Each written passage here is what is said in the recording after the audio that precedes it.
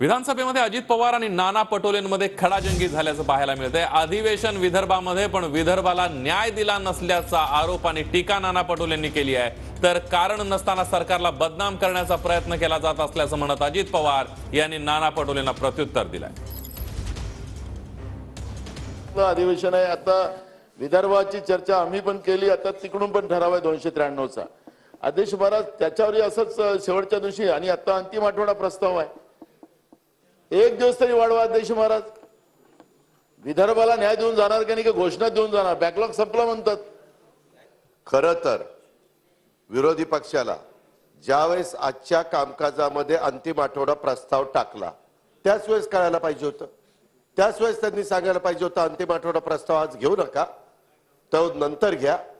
त्यावेळेस काही बोलायचं नाही, त्यावेळेस अंतिम आठवडा प्रस्ताव कुठला पाहिजे तो ते देतायत, छापून आलाय, सगळ्यांच्या वाचनात आलाय आणि अधिवेशन सगळे सिनियर लोक आहेत अध्यक्ष महोदय।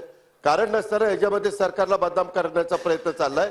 स्वतः मुख्यमंत्र्यांनी सांगितलेलं होतं किती दिवस अधिवेशन घ्यायची आमची तयारी आहे।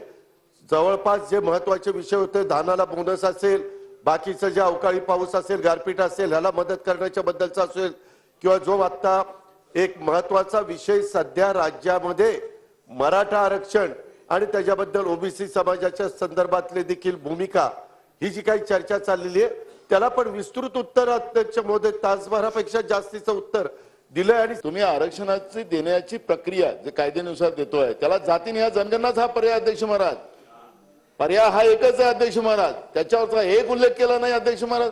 करणार आहे की नाही सरकारने सांगावं, आता जातीनिहाय जनगणना करणार आहे की नाही तुम्ही?